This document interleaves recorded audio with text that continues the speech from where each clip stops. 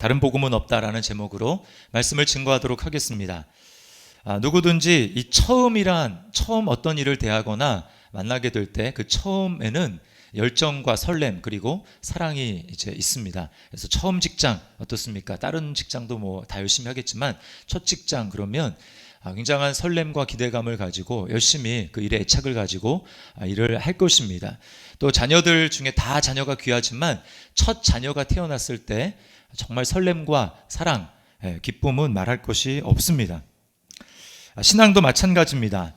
우리는 예수님을 믿는 그 변치 않는 믿음을 가지고 주님이 다시 오시는 그날까지 우리는 신앙생활을 해야 되겠지만 예수님을 내가 인격적으로 처음 알았을 때의 그 기쁨과 감동은 정말 대단한 것입니다. 그래서 우리는 이 처음에 주님을 믿었을 때 그 순수한 열정, 그 사랑, 이것을 주님이 다시 오시는 그날까지 변치 않고 신앙을 지키는 것, 이것이 우리의 신앙의 과제라고 할 수 있습니다. 바울 사도에게 그런 의미에서 이 갈라디아 교회는 굉장히 특별한 교회였습니다. 왜냐하면 바울 사도가 이제 선교 여행을 몇 차례에 걸쳐서 하는데 바로 1차 선교 여행을 할 때 그 복음을 전하고 교회가 세워진 곳이 바로 갈라디아 교회이기 때문에 그래요. 갈라디아는 어떤 한 도시를 이야기하는 것이 아니라 넓은 지역을 이야기를 하는 겁니다. 거기에는 루스드라, 더베, 이고니온과 같은 그런 도시들이 있었어요.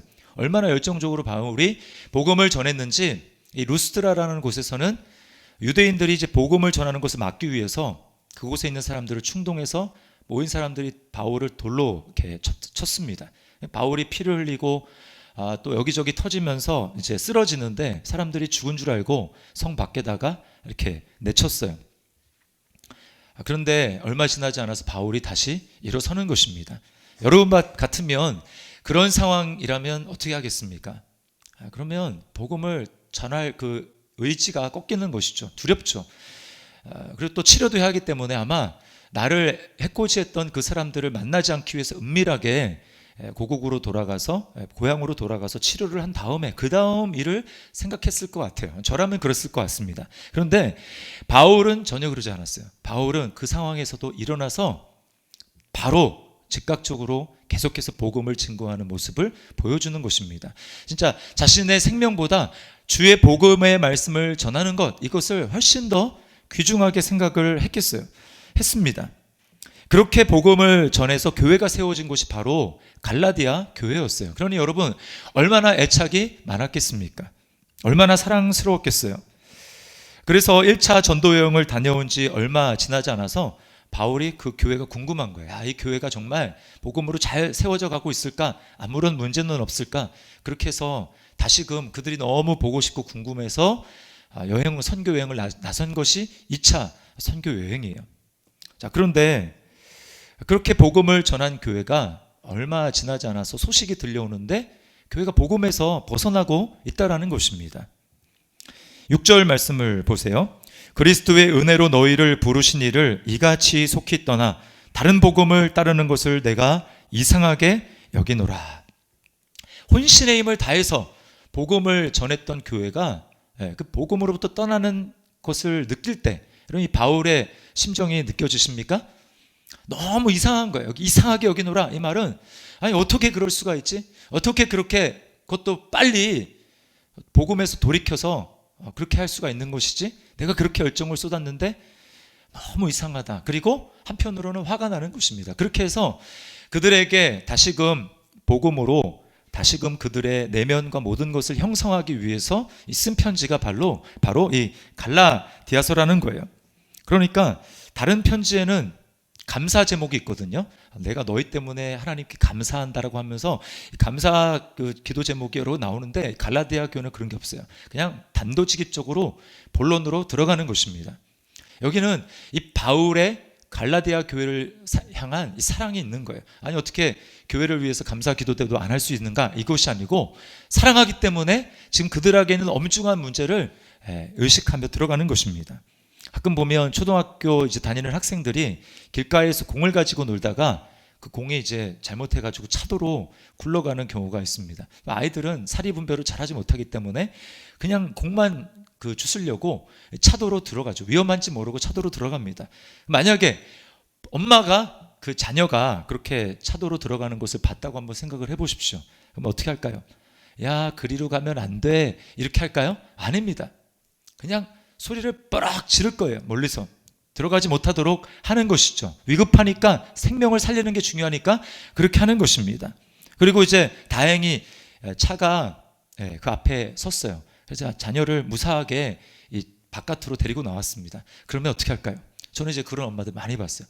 볼기차 그냥 막 때립니다. 때리면서 너 엄마가 얼마나 걱정했는 줄 알아? 다시 그럴 거야 안 그럴 거야? 엄마가 그렇게 하라고 했어 안 했어? 하면서 막 볼기짝을 두드리는 거예요. 아니 사랑하는데 왜 때립니까?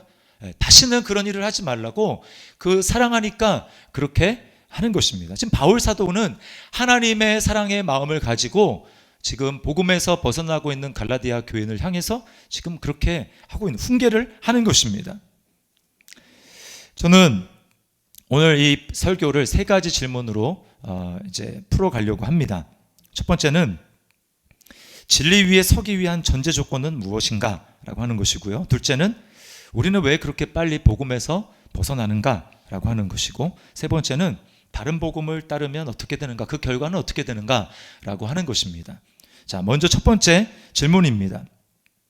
진리에 서기 위한 전제 조건은 과연 무엇인가? 라고 하는 것입니다. 해답부터 말씀을 드리면 그것은 바로 사도의 권위를 인정하는 것입니다.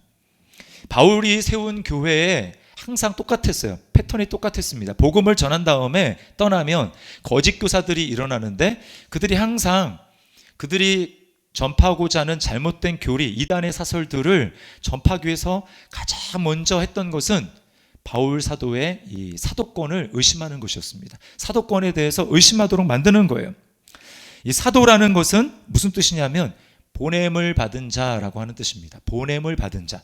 이걸 일반적인 의미로 쓰면 보냄을 받은 모든 사람들은 다 사도입니다. 그래서 왕명을 받아서 이제 다른 나라에다가 이제 사신을 보내잖아요. 그 사신을 사도라고 말할 수 있어요. 그리스 세계에서는 그렇게 이야기를 했습니다. 또 교회가 어떤 필요에 의해서 예를 들면 구제헌금을 어떤 교회다가 다른 지역에다가 보낸다.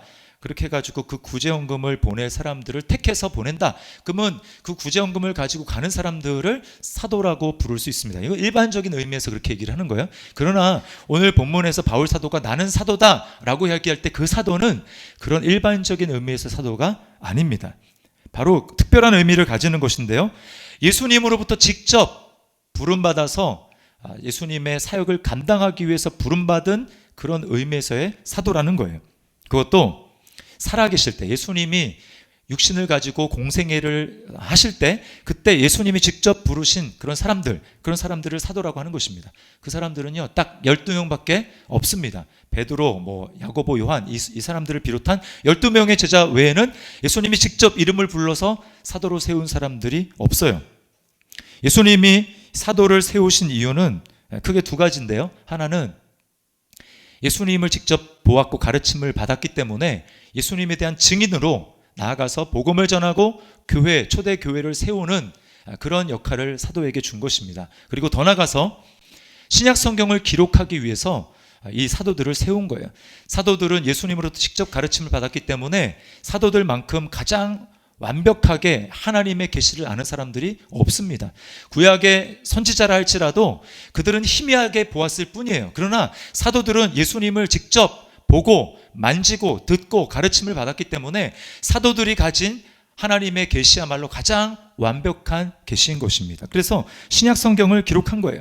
예수님이 부활하시고 사도들이 다 없어져도 신약 성경을 기록함으로 말미암아 하나님의 완벽한 계시가 오고 오는 세대에 계속해서 전해질 수 있도록 신약 성경을 기록하도록 한 것입니다.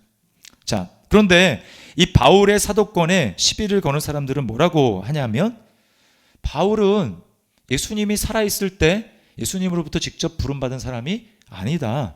바울은 사도가 아니다. 라고 이야기를 하는 것입니다. 예수님이 살아계실 때 다른 사람들이 다 사도로 부름받았을 때 그때에 바울은 오히려 예수 믿는 사람들을 핍박하는 사람이고 예수도 믿지 않는 사람인데 그 사람이 어떻게 사도가 될 수 있느냐라고 이야기를 하는 것입니다. 그러니까 듣다 보면 그럴듯하죠. 그러나 여러분 사도행전 9장을 읽어보면 바울이 어떻게 예수님을 만났는지 나옵니다. 부활하신 예수 그리스도께서 엄청난 영광을 가지고 직접 사도 바울 앞에 나타났어요. 그 영광에 사도 바울이 눈이 멀었습니다. 눈이 멀었어요. 바울을 향해서 예수님 이렇게 말씀하시죠. 너는 이방인에게 복음을 전하기 위해서 택한 나의 그릇이다 라고 예수님이 분명히 그 바울 사도를 사도로 부르신 것을 보게 됩니다. 그래서 바울 사도는 예수님이 살아생전에 육체로 있을 때에 부름을 받은 것은 아니지만 직접 나타나셔서 바울을 사도로 불렀기 때문에 바울은 사도라고 하는 거예요. 1절 말씀을 보십시오. 사람들에게서 난 것도 아니요 사람으로 말미암은 것도 아니요 오직 예수 그리스도와 그를 죽은 자 가운데서 살리신 하나님 아버지로 말미암아 사도된 나 바울은. 네, 그러니까 내가 사도가 된 것은 사람을 통해서 된 것이 아니다. 사람에게서 난 것이 절대 아니다 라고 이야기를 하는 것입니다. 저는 사람을 통해서 목사가 된 게 맞습니다. 물론 제가 목회의 소명을 받은 것은 주님으로부터 받았어요. 그러나 주님이 바울 사도에게 나타났듯이 저 앞에 나타나셔가지고 저한테 목사가 되라 이렇게 해서 제가 목사가 된 게 아닙니다. 주님이 제 마음을 감동해 주시고 제가 그 소명을 따라서 목사가 됐죠. 그리고 노회에서 목사님들에 의해서 안수를 받았어요. 그래서 제가 목사가 된 것입니다. 또 교회가 이제 목사가 필요해서 저를 목사로 받아서 그렇게 목사가 된 것입니다. 그러나 바울이 사도된 것은 전혀 그런 식으로 사도가 된 것이 아니었어요. 직접 살아계신 예수님께서 바울에게 나타나 주셔서 택해 주시고 그를 사도로 부르신 것입니다.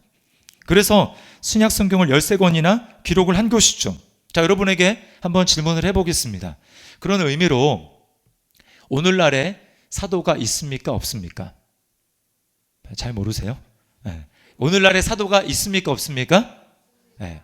오늘날에는 사도가 없습니다. 왜 그래요? 네. 요한계시록을 마지막으로 해서 신약 성경의 계시는 이제 끝났어요. 신약 27권으로 계시가 완전히 끝났습니다. 오늘날에도 사도가 있을 수 있다라고 얘기하는 사람은 오늘날에도 성경이 계속해서 쓰여질 수 있다. 66권이 아니라 67권, 68권 쓰여질 수 있다고 생각하는 것과 똑같습니다. 여러분, 그런 의미에서 신사도를 주장하는 사람들은 이단입니다. 신사도 운동, 그 사람들 어떤 사람이에요? 나는 하나님의 계시를 받는다라는 것입니다. 사도들이 직접 하나님의 계시를 받았던 것처럼 내가 하나님의 그런 계시를 받는다라는 거예요. 나는 대단한 환상을 보고 대단한 꿈을 꾸며 지금도 하나님과 직통으로 계시를 한다.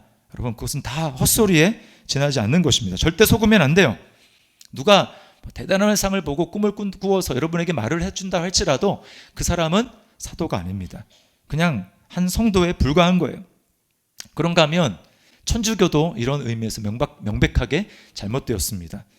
가톨릭은 사도들, 예수님이 세우신 그 12사도를 할지라도 사도들은 교회의 한 구성원에 불과할 뿐이고 그들이 성경을 쓴 것은 곧 교회가 성경을 썼기 때문에 성경의 권위와 교회의 권위는 똑같다 이렇게 이야기를 합니다. 그리고 사도직은 교황을 통해서 계속해서 계승이 된다라고 이야기를 하는 거예요.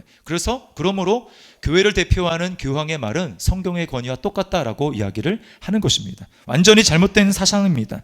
여러분, 교회는 성경의 가르침을 받아서 만약에 교회가 잘못됐다 그러면 성경의 가르침대로 교회의 잘못을 수정하고 회개하고 돌이켜야 되는 것이 교회의 사명입니다. 절대로 교회와 성경의 권위는 똑같은 것이 아니에요.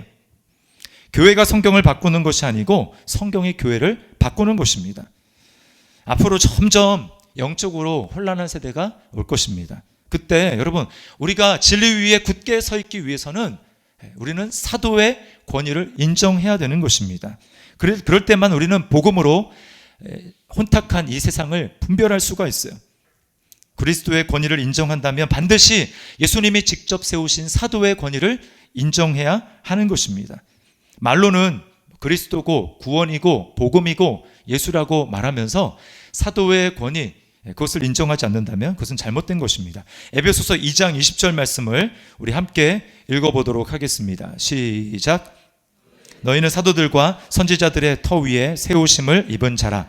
그리스도 예수께서 친히 모퉁이 돌이 되셨느니라. 네, 뭐라고 얘기합니까? 사도들의 터 위에 교회는 세워졌다고 이야기를 하는 거예요. 그게 바로 예수님을 인정하는 사람들의 정상적인 고백이라고 하는 것입니다. 그러므로 사도가 이렇게 이야기했습니다. 바울 사도는 우리에게 이렇게 얘기합니다라고 하는 것은 그냥 한 개인의 견해를 얘기하는 것이 아니라 바로 하나님께서 우리에게 이렇게 말씀하십니다라고 하는 하나님의 권위로 말씀하는 것입니다. 자, 두 번째입니다. 두 번째 질문은 왜 이렇게 빨리 복음을 떠나는가라고 하는 것입니다. 6절 말씀에 보면 이같이 속히 떠나라고 이야기를 합니다. 이같이 속히 떠나. 갈라디아 교회는 왜 그렇게 빨리 떠났을까요? 갈라디아 교회 성도들이 다른 지역에 사는 성도들보다 믿음이 부족해서 그럴까요? 원래 변덕을 잘 부리는 기질이기 때문에 그럴까요? 그렇지 않습니다. 여기 7절에 보니까 너희를 교란하는 자라고 하는데 이 교란한다라는 말은 휘젓는다라는 거예요. 그리고 막 흔들어 놓는다라는 것입니다. 헷갈리게 만드는 것이죠. 거짓 교사들이었어요. 거짓 교사들은 갈라디아 교회 사람들에게 이렇게 이야기를 했습니다. 당신들 예수 믿죠? 잘했습니다. 자, 그런데 예수님만 믿어가지고는 조금 부족합니다. 거기에 내대로부터 내려오는 모세의 율법, 그 율법을 지켜야 됩니다. 거기에 규정을 따라야 됩니다. 할례를 받아야 됩니다. 그래야 구원이 완성이 되는 것입니다. 라고 이야기를 하는 것입니다. 은혜로만 구원받는다고 여러분 그건 너무 쉬운 길이죠. 거기에 여러분의 선행을 덧붙여야 하는 것입니다. 그래야 구원이 온전해지는 겁니다. 라고 이야기를 하는 거예요. 여러분 이 말이 굉장히 그럴듯하게 들리죠. 그럴듯하게 들리지 않으세요? 굉장히 그럴듯하게 들립니다. 그런데요, 이 은혜로만 구원받는다는 말보다 율법도 함께 지켜야 구원을 받는다라는 말이 훨씬 더 우리에게 매력적이라는 것입니다. 더 매력적이에요. 왜 그래요? 은혜라는 말은 받는 사람에게는 완전히 공짜라는 말인데 여러분 이 세상에 사람들에게 공짜라는 개념이 굉장히 낯설기 때문에 그래요. 세상에 공짜가 있습니까? 없습니까? 세상에는 공짜가 없어요. 제가 이제 요즘에는 그러지 않지만 스마트폰을 이제 한참 사용할 때 거기 보면 무슨 카카오톡 이런 거에 이모티콘이 있잖아요. 딱 봤더니 그 이모티콘을 공짜로 준다는 거예요. 그래서 제가 이제 공짜로 또 좋아하는 마음이 있어가지고 그 공짜를 받으려고 딱 들어가 보니까 그게 아니라 그냥 공짜가 아니고 무슨 어플을 깔아야지 그걸 준다라는 것입니다. 그러니까 어플을 깔았더니 또 계속 쓸 수 있는 것도 아니고 딱 한 달만 공짜로 써주도록 하는 거예요. 그리고 보면 이제 돈을 내야 쓸 수 있는 유료 어플들이 있지 않습니까? 스마트폰에. 그 유료 어플들이 어느 날 보면 이렇게 무료인 거예요. 그래서 이게 웬 떡인가 싶어가지고 딱 그 무료 어플을 깔고 보면 그 안에서 광고가 왜 이렇게 많은지 그 광고를 다 이제 보는 거예요. 그러니까 공짜가 아니라 그 광고 값으로 그것을 마치 무료로 주는 것처럼 하는 것입니다. 세상에는 절대 공짜가 없기 때문에 우리에게는 그 은혜라는 말이 사실은 굉장히 낯선 개념이라는 것입니다. 그러나 여러분 하나님은 다르십니다. 오늘 6절 앞에 뭐라고 하냐면 그리스도의 은혜로 너희를 부르시니 라고 합니다. 무슨 말입니까? 하나님은 우리를 구원하시는데 완전한 은혜로만 구원하신다라는 것입니다. 은혜라고 얘기하고 뒤에서 뭔가 내가 하나님께 그래도 이 정도는 해야지 라고 해서 구원을 받는 것이 아니고 하나님이 우리를 구원하실 때 은혜로 구원하신다, 은혜로 부르신다라는 말은 완전한 은혜, 처음부터 끝까지의 은혜를 말하는 거예요. 적당한 은혜가 아닌 것입니다. 전적인 은혜, 전적인 은혜예요. 우리 중에 구원받을 만한 자질이 있어서 구원받은 사람이 아무도 없습니다. 쟤는 내가 구원을 주면 쟤는 열심히 할 것 같아. 그렇게 해가지고 하나님이 저와 여러분을 구원하지 않았다라는 것입니다. 그렇게 해서 구원받은 사람 아무도 없어요. 예수님이 십자가에서 죽으실 때, 운명하실 때 뭐라고 하십니까? 내가 다 이루었다. 다 이루었다. 무슨 소리입니까? 내가 너희가 지불해야 될 모든 청구서의 빚을 내가 완불했다. 완전히 지불했다. 그게 바로 주님이 다 이루셨다라고 하라는 것의 의미인 거예요. 그러니까 나한테는 지불할 일이 전혀 남아있지 않다라는 것입니다. 그러니까 왜 그럴까요? 왜 주님이 혼자 다 비용을 지불하셨을까요? 내가 하나님 앞에 영적으로 완전히 파산한 존재이기 때문에 그래요. 그래서 나에게는 개인적으로 갚을 수 있는 능력이 전혀 없다라는 것을 이야기를 하는 것입니다. 이게 바로 사람들이 예수님을 믿기 어려운 이유예요. 여기에 걸리는 것입니다.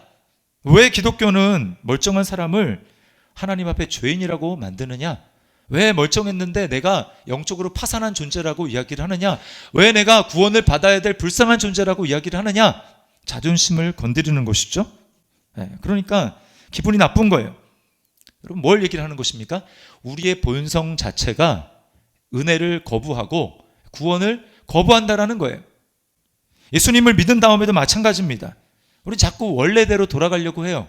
원래대로. 그래서 내 힘으로 뭔가를 해보려고 하고, 내 힘으로 내가 괜찮고 충분히 구원받을 만한 자질이 내게 있었다라는 것을 증명하려고 하는 마음이 우리 속에 끊임없이 있다라는 것입니다. 그래서 자꾸 돌아가려고 하는 거예요. 행위로 뭔가 증명해 보려고 하는 잇모습으로 자꾸 돌아가는 것입니다. 내 자존심을 세우고 내 힘을 증명하려고 하는 거예요.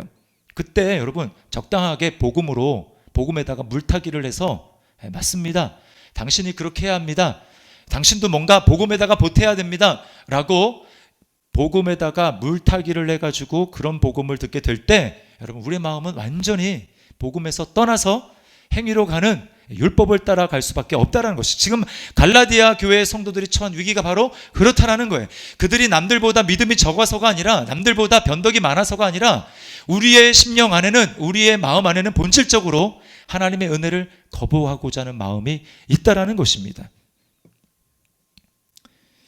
4절이 복음의 본질을 아주 잘 말해줍니다. 우리 함께 읽어보도록 하겠습니다. 4절 같이 읽습니다. 시작.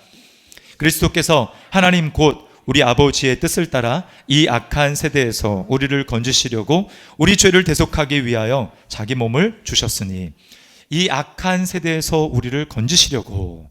이게 지금 무슨 상황입니까? 지금 이게 물에 빠진 상황이라는 거예요. 물도 보통 물이 아닙니다. 수심이 굉장히 깊고 물살이 빠르고 소용돌이도 치고 있어서 한번 그 물에 빠지면 그 혼자의 힘으로 절대 빠져나올 수 없는 그런 물에 지금 빠졌는데, 하나님이 우리를, 예수님을 통해서 건져주셨다는 것입니다. 이게 바로 구원이라고 하는 거예요. 이게 바로 복음이라고 하는 것입니다. 여러분, 물에 빠졌습니다. 그 상황에서 중요한 것은 뭘까요? 내가 조난됐는데 거기서 구조를 받을 수 없는가 있는가, 그것이 가장 중요합니다. 물에 빠져서 지금 죽어가는데 그 상황에서 저 사람의 인종이 백인종인지 황인종인지, 얼굴이 얼마나 잘생겼는지 못생겼는지, 아니면 학력이 고학력인지 저학력인지, 또 돈이 많은지 적은지, 이런 문제는 전혀 문제가 되지 않는 거예요.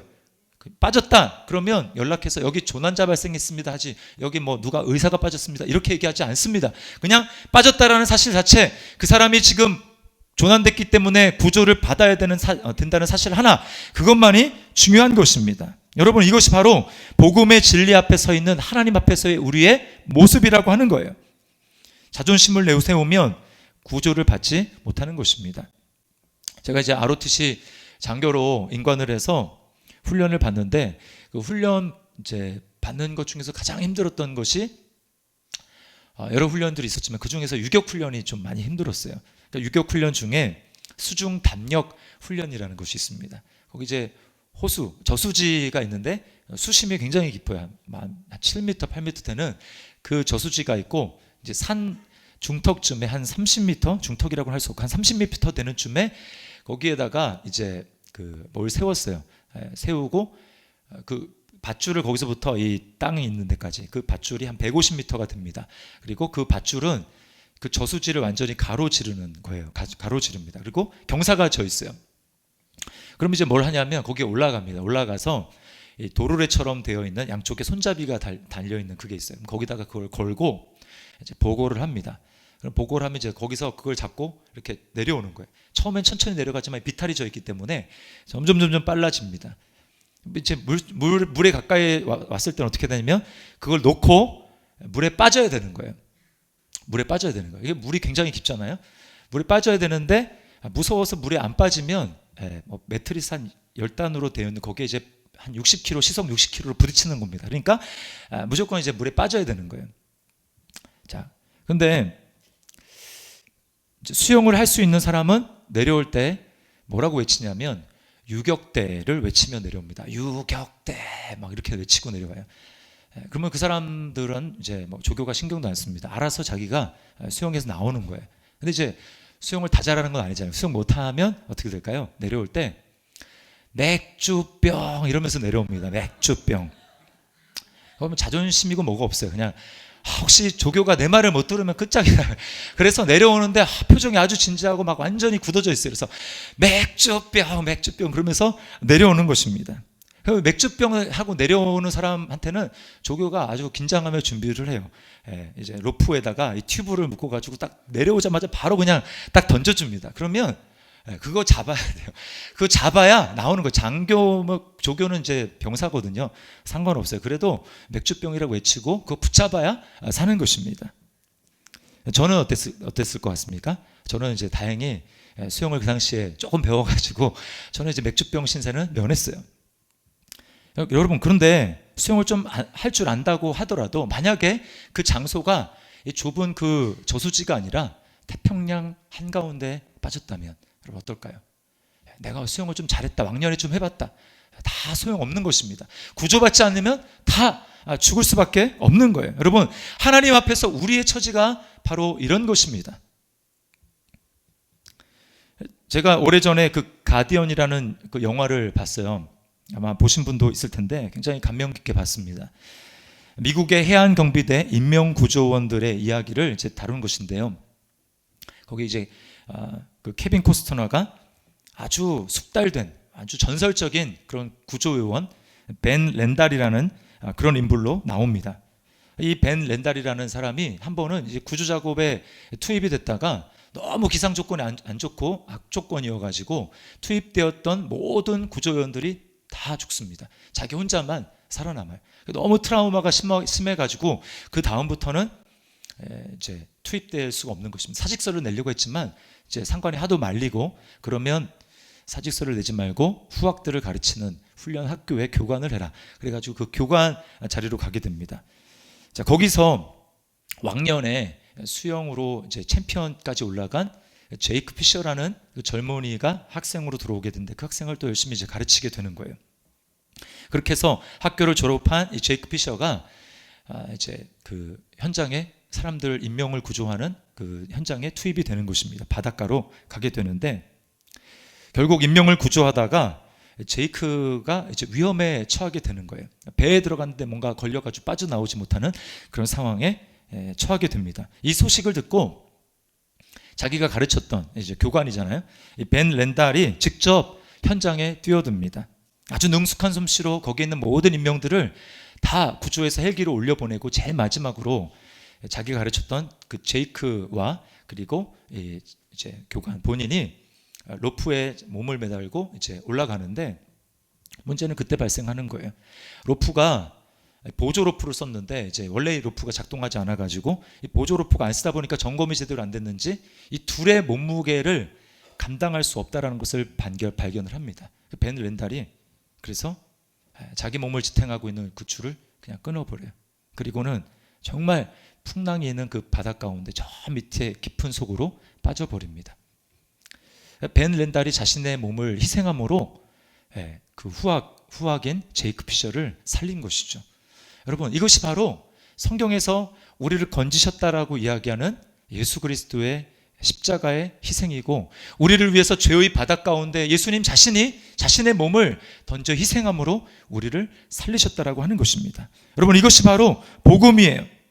복음은 내가 하나님을 위해서, 내가 예수 그리스도를 위해서 무엇을 하는가, 그것이 복음이 아니고 예수 그리스도께서 아무것도 할 수 없었던 나를 위해서 무엇을 하셨는가, 그것이 바로 복음이라는 것입니다. 그래서 복음이 기쁜 소식이라고 하는 거예요. 내가 주님을 위해서 무엇을 할 것인가, 그것이 복음이 아니라 주님이 나를 위해서 무엇을 하셨는가, 이것이 바로 복음이라고 하는 것입니다. 여러분이 만약 이제까지 복음이라고 했는데 내가 주님을 위해서 무엇을 해야 되는가, 여기에 대해서만 들어오셨다면 죄송하지만 여러분은 복음을 들은 것이 아닙니다. 복음은 주님께서 나를 위해서 100% 모든 일을 하셨고 나를 위해서 죽어주셨다는 것을, 그것을 받아들이는 게 복음이에요. 근데 그 복음을 진짜 마음속에 받아들이고 그 복음에 대해서 감격하기 시작할 때 여러분, 우리 안에 어떤 일이 일어나는 줄 아십니까? 주님을 위해서 이렇게 해야 됩니다, 억지로 그렇게 들었던 사람들보다 정말 주님이 나를 위해서 해주신 일에 대해서 깊이 생각하고 그것에 감격하는 사람들은 더 많은 일을 하는 거예요. 바울 사도를 보십시오. 얼마나 많은 일을 했습니까? 가만히 있는 그런 사람이 아니었어요. 왜요? 복음에 감격했기 때문이죠. 복음 아닌 것은 전부 당신 이렇게 해야 됩니다, 저렇게 해야 됩니다 라고 이야기하는 충고에 불과합니다. 여러분, 물에 빠졌어요. 잘 들으십시오. 팔은 이렇게 저어야 합니다. 호흡은 이렇게 해야 됩니다. 아무 소용이 없는 것입니다. 그거 어떻게 구원하겠어요? 물에 빠진 사람은 충고가 필요한 것이 아니라 당장이라도 그를 위해서 구원하기 위해서 들어가서 구원하는 구원자가 필요한 것입니다. 우리는 오직 구원을 필요로 하는 그런 사람이라는 거, 이게 바로 복음이라는 것입니다. 그러므로 우리가 할 수 있는 일은 딱 한 가지예요. 우리를 구원하시기 위해서 손을 내밀고 계시는 예수님의 손을 붙잡는 것입니다. 이게 바로 믿음이라고 하는 거예요. 그러므로 여러분, 그렇게 해서 내가 구원받았다면, 구조되었다면 여러분이 그 믿음을 자랑할 수 있겠습니까? 그래도 손은 내가 내밀었잖아요, 이렇게 자랑할 수 있을까요? 자랑할 수 없는 거예요. 에베소서 우리 2장 8절 9절 말씀을 함께 읽어보겠습니다. 시작. 너희는 그 은혜에 의하여 믿음으로 말미암아 구원을 받았으니 이것은 너희에게서 난 것이 아니요 하나님의 선물이라. 행위에서 난 것이 아니니 이는 누구든지 자랑하지 못하게 함이라. 네, 자랑하지 못하게 함이라. 내가 1%라도 거기에 보탠 것이 있으면 내가 1% 자랑할 수 있겠죠. 그러나 100% 하나님이 전체 모든 빚을 우리를 위해서 갚아주셨기 때문에 여러분, 우리가 하나님 앞에 자랑할 것이 없다라는 거예요.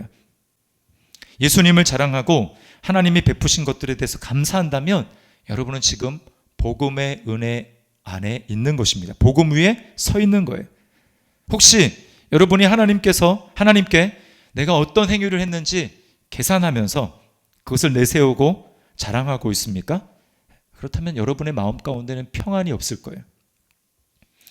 하나님께 대한 원망과 섭섭한 마음이 있을 것입니다. 주님, 제가 그래도 주님을 위해서 이런저런 일을 했는데 고작 이겁니까? 왜 내 삶은 이렇습니까?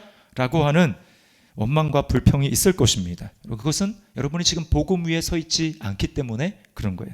자, 마지막 질문입니다. 셋째 질문인데요, 다른 복음을 따르면 우리에게 어떤 결과가 주어지는가라고 하는 것입니다. 결론부터 말씀을 드리면 하나님을 떠나게 됩니다. 6절 말씀을 우리 같이 한번 읽어보겠습니다. 시작. 은혜로 너희를 부르신 이를 이같이 속히 떠나 다른 복음을 따르는 것을 내가 이상하게 여기노라. 여기 잘 보세요. 그리스도의 은혜로 너희를 부르신 이를 이같이 속히 떠나 다른 복음을 따르는 것을. 뭘 얘기를 하는 것입니까? 다른 복음을 따르는 것과 하나님을 따르는 것, 다른 복음을 따르는 것과 하나님을 떠나는 것이 지금 똑같이 나오는 것입니다. 즉, 내가 다른 복음을 따르고 있다면 내 마음속으로는 나는 지금 하나님을 섬기고 있어, 아무리 그렇게 생각할지라도 하나님을 섬기는 게 아니라 지금 하나님을 떠나고 있다라고 하는 거예요. 구원을 장담할 수 없습니다. 하나님을 떠나는 사람에게 어떻게 구원의 은혜가 있겠어요? 다른 복음은 변질된 것입니다. 7절에 이렇게 말하죠. 다른 복음은 없나니 다만 어떤 사람들이 너희를 교란하여 그리스도의 복음을 변하게 하려 함이라. 여기 변하게 하려 함이라, 이 변한다라고 말하는 것은 화학 변화를 얘기를 하는 거예요. 물이 포도주가 됐다, 물이 나일강처럼 피가 됐다, 여기에 쓰는 말이 바로 이 변했다라고 하는 말입니다. 완전히 질적으로 다른 물질이 돼버리는 거예요. 그러므로 여러분, 다른 복음이다, 그것은 이미 복음이 아니라는 것입니다. 그게 바로 다른 복음의 정체라는 거예요. 예수 그리스도의 은혜에다가 율법의 행위를 덧붙여서 이 두 가지가 같이 있어야 구원이 완성될 수 있다라고 하는 것은 예수님의 십자가를 모욕하는 것입니다. 그러면 애당초 왜 예수님이 필요하겠어요? 내 힘으로 구원받으면 되죠. 은혜에다가 인간의 행위를 덧붙이는 것은 변질된 복음이요, 그것은 더 이상 복음이 아닌 것입니다. 그래서 바울 사도가 다른 복음을 전하는 사람들을 저주하는 거예요. 하늘에서 온 천사라 할지라도, 심지어 너희에게 복음을 전한 우리라 할지라도 처음에 너희에게 전했던 그 복음 외에 다른 복음, 예수 그리스도만으로는 안 되고 거기에 행위를 더해야 된다, 그래야 온전한 구원이 된다 라고 이야기하는 그 복음을 전한다면 그 사람은 저주를 받을지어다, 이렇게 분명하게 이야기를 하는 것입니다. 여러분, 갈라디아 교회의 문제는 갈라디아 교회의 문제로 끝나지 않습니다. 바로 저와 여러분의 문제라는 거예요. 종교개혁자 마틴 루터가 우리에게 이렇게 얘기했습니다. 우리 인간의 마음의 기본 모드는 은혜의 모드가 아니라 율법의 모드라고 얘기를 했어요. 그 얘기가 무엇입니까? 우리는 언제든지 다른 복음을 쫓아갈 수 있는 위험성이 농후한 사람들이라는 것입니다. 그러므로 여러분, 날마다 우리는 복음을 들어야 돼요. 다 아는 복음이라고요? 예수님의 십자가 부활 이미 너무 들어서 다 안다고요? 복음은 마스터했다고요? 그래서 나는 딴 걸 들어야 된다고요?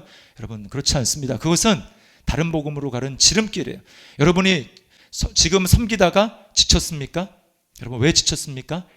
지친 이유는 딱 한 가지입니다. 여러분이 어느 순간 더 이상 복음이 아니라 여러분 행위를 의지했기 때문이에요. 나는 정말 구조를 받아야 될 소망이 없는 사람인데 그런 존재라는 것을 여러분이 잊어버렸기 때문입니다. 자신의 생명을 희생해서 우리를 그 죄의 바다에서 나 혼자는 나올 수 없는 그 죄의 바다에서 생명을 버려 우리를 구원하신 예수 그리스도를 잊었기 때문에 여러분이 지친 거예요. 많이 봉사를 했다고 지친 것이 아니라 그 주님의 은혜를 잊어버렸기 때문에, 복음에서 벗어나 있기 때문에 여러분이 지친 것입니다. 그러므로 여러분, 다시금 우리가 회복되는 길은 다른 데 있지 아니하고 복음으로 돌아오는 것입니다. 여러분은 복음으로 돌아오시기 바랍니다. 복음이 우리를 새롭게 할 수 있기를 바랍니다. 앞으로 갈라디아서를 계속해서 우리가 말씀을 듣는 중에 하나님께서 우리의 심령을 복음으로 완전히 새롭게 해주시는 은혜가 있기를 주님의 이름으로 축원합니다. 우리 시간 말씀을 기억하면서 우리 찬양 하나님 앞에 드렸으면 좋겠어요. 사랑하는 주님 섬기리. 여기 우리의 모습을 뭐라고 얘기합니까? 버려진 날 찾아오셔서 내게 생명 주셨다고 말씀합니다. 우리 시간 우리의 모습을 주님 앞에 고백하면서 하나님 앞에, 주님, 제가 다시금 복음으로 돌아가기를 원합니다.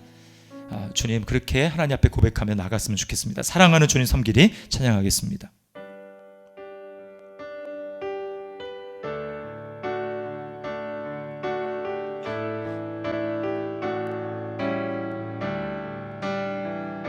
사랑하는 주님 섬기리. 생명 주신 예수님, 버려진 날 찾아오셔서 내게 생명 다시 한번 고백할까요? 사랑하는 주님 섬기리. 사랑하는 주님 섬기리. 생명 주신 예수님, 버려진 날 찾아오셔서 내게 생명 주셔. 찢긴 내 맘과 삶에, 찢긴 내 맘과 삶에 갈보리 언덕에 흘린 피로 생명 주신 예수님, 나 영원히 찢긴 내 맘과 삶에, 찢긴 내 맘과 삶에 갈보리 언덕에 흘린 피로 생명 주신 예수님, 나 영원히 섬기. 다시 우리 처음부터 고백하며 사랑하는 주님, 사랑하는 주님 섬기리. 생명 주신 예수님, 버려진 날 찾아오셔서 내게 생명 주셨네. 아멘. 그렇습니다. 찢긴 내 맘과 삶에, 찢긴 내 맘과 삶에 갈보리 언덕에 흘린 피로 생명 주신 예수님, 나 영원히 주님 사랑합니다. 우리 고백할까요? 주님 사랑해요. 주님 사랑해요. 온 마음과 정성 다해 하나님의 신실한 친구 되 우리에게 은혜 베푸 베푸신 주님께 우리 다시 한번 주님 사랑합니다. 주님 사랑해요. 온 마음과 정성 다해 온 마음과 정성 다해 하나님의 신실한 친구 되기 원합니다.